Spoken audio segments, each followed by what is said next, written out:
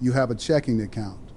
Right now, 3 rule changes are rolling out that decide how much of your own money you actually get to keep. Banks are not sending a letter about any of it. Here's what that costs someone who doesn't know. A single timing mismatch between a Social Security deposit and an auto pay bill can drain $70 or more before the month even starts. Not from overspending, from not knowing which questions to ask. By the end of this, you'll have 3 questions to bring to your bank this week and 1 form to check today. And the third rule is the one almost nobody applying for a checking account ever thinks to ask about. It's sitting in your account paperwork right now, and it could mean hundreds of thousands more in protection than you think you have. Every week on this channel, I go through the actual rule changes banks make, not the version in their marketing brochure, the version in the fine print. There's nothing to sell you here except information nobody's handing you for free. If that's useful, subscribe and turn notifications on, because the rules keep moving and most banks count on you not noticing. Now let's get into it. Rule 1, the overdraft fee shakeup. Here's what most people get wrong. They assume overdraft fees are just the cost of doing business with a bank.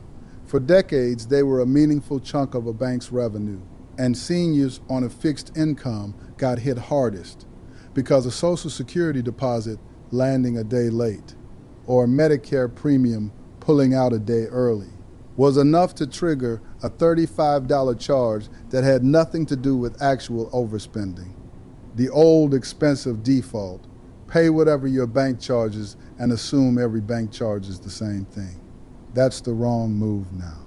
Regulators and several of the largest banks have moved toward capping those fees or replacing them with lower, flat rate charges, and some now offer a short grace period, sometimes a full business day, before a fee even applies. A few banks have gone further and rolled out small, optional cushion lines that cover a shortfall without the traditional flat fee attached at all. Here's the catch, and I want to be straight with you about it. This isn't uniform. Some banks adopted lower caps voluntarily. Some are still charging the old rates. Smaller community banks and credit unions often aren't under the same pressure at all, and some still charge a separate fee for every single transaction that hits while you're overdrawn. Not just one per day, so don't take my word for what your bank charges. Call and check it yourself. Ask 3 exact questions. What's the current overdraft fee? Is there a grace period?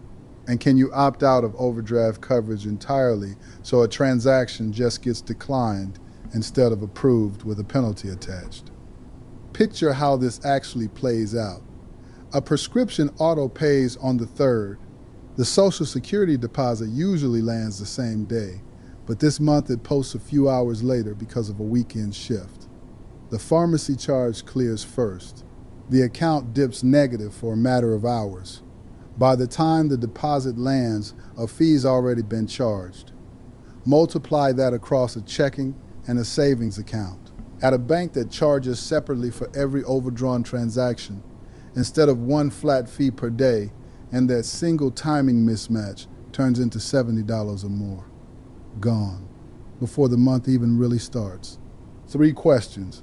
That's what stands between you and that $70. Stay with me. Rule 2 is the one that matters most if you've ever used Zelle or an instant transfer, and it's about who eats the loss when someone tricks you into moving your own money. For years, there was a real gray area here. A scammer poses as a grandchild, or a fake fraud alert, or a phony tech support call.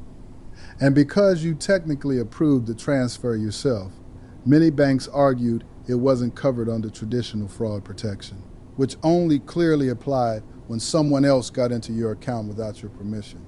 Here's the why behind that gap closing. These calls are built entirely around urgency. The caller already has the last 4 digits of your account. Sounds official. Tells you a criminal is draining your account right now, so you need to move your money to a safe account immediately. Every part of that call is engineered to get you to authorize the transfer yourself. In a panic, within minutes. Under the old standard, the second you confirmed or read back a code, the transfer was authorized, and authorized meant the bank owed you nothing. That's shifted. Regulators have been pushing banks and payment networks to treat certain scam-induced transfers more like fraud, especially when the pattern matches known scam tactics. And some banks are now reimbursing cases they'd have flatly denied a few years back. I won't oversell this. It's still inconsistent bank to bank, and it's not automatic. But the conversation is different than it used to be. If this happens to you or someone you love, report it to the bank immediately. Ask specifically whether it qualifies under their updated scam reimbursement policy, and get the answer in writing, not over the phone. Save the number that called, the exact time of the transfer, any text or caller ID. That record is often the entire difference between approved and denied. Rule 3, accounts that go quiet. Every state has an escheatment law, the process where a bank hands dormant funds over to the state after a set number of years with no activity, usually 3 to 5 depending on where you live. Several states have tightened what counts as inactivity, and some have shortened the window before your account gets flagged and swept to the state's unclaimed property division. Here's why that matters, even if you're careful. It's not about accounts you forgot. It's about the secondary account you rarely touch, or a parent's account family manages from a distance. Once funds transfer to the state, getting them back means filing a claim, proving identity, and sometimes waiting months. The fix costs nothing and takes 5 minutes. Log into every account you hold at least once a quarter, even the ones you don't use, since most banks count a login as activity. And check the beneficiary or payable on death designation on every account, because that one form decides whether your money passes directly to the person you choose the moment something happens to you, or gets tied up in probate for months. So here's what I want you to do. The benefits, the discounts, the assistance programs most seniors qualify for, but never actually use. I gathered them all in one spot, organized by state and by program, so you don't have to dig through confusing government websites for hours.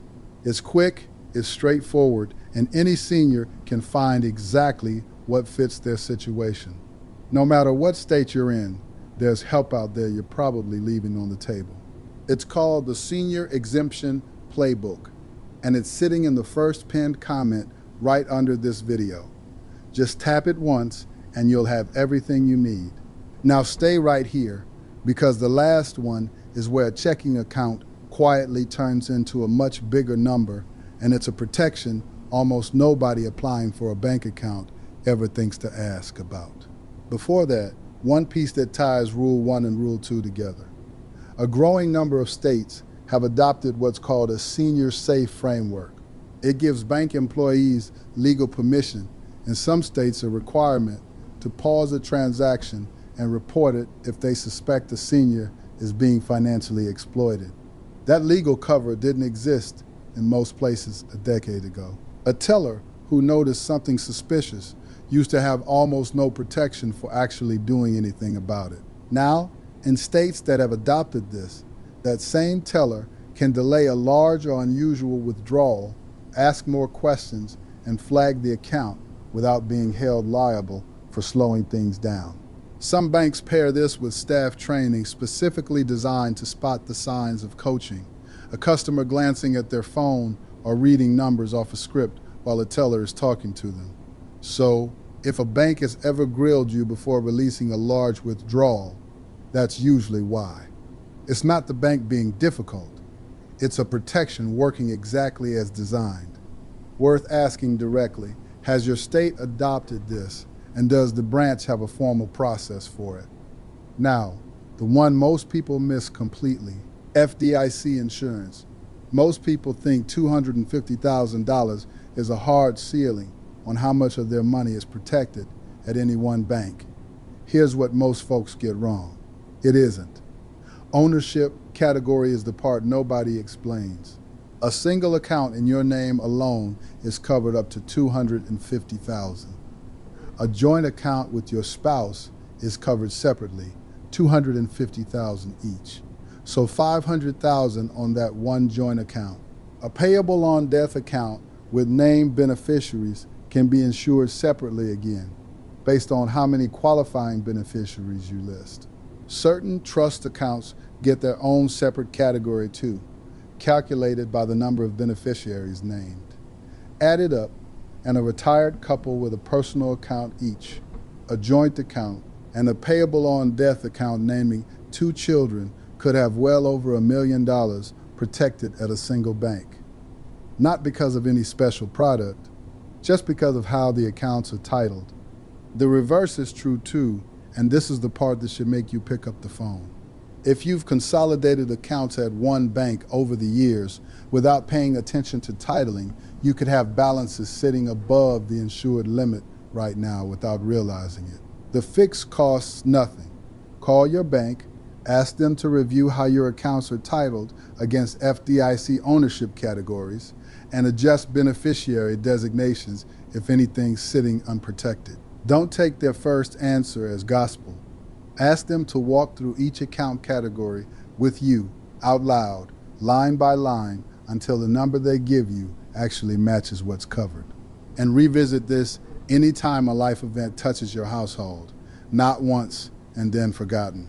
A spouse passes away, a joint account becomes single ownership, and the coverage on that account can shrink at exactly the moment a surviving spouse needs it most. A beneficiary moves, changes their name, or isn't who you choose anymore, and the form sitting in a file at the bank doesn't update itself. Banks don't send a reminder. It sits quietly until the day it actually matters, which is usually the worst possible day to find out it was outdated. Here's your list for this year. Call your bank, ask the current overdraft fee and whether a grace period applies. Ask whether their scam reimbursement policy goes beyond traditional unauthorized access fraud, and get it in writing. Log into every account at least once a quarter so nothing drifts toward dormant. Check the payable on death designation on every account you own. Ask whether your state has adopted a senior safe law, and have your bank walk your account titling against FDIC ownership categories so you know the real number, not the number you assumed. None of this requires switching banks, signing up for anything, or paying anyone a cent. It's already built into the system you're in. The only reason most seniors never benefit is that nobody at the bank is required to walk you through it unprompted. Once you know what to ask, the whole conversation takes about 10 minutes. 10 minutes that could be the difference between money quietly disappearing and money staying exactly where it belongs, with you. Tell me in the comments which one of these 3 you're checking first. I read every single one. And next week, I'm covering a Medicare mistake that cost the average retiree more than $1,000 a year. And almost nobody catches it until the bill already arrived. I am no licensed expert, so verify all of this with your own bank and your own sources. Before you act on it,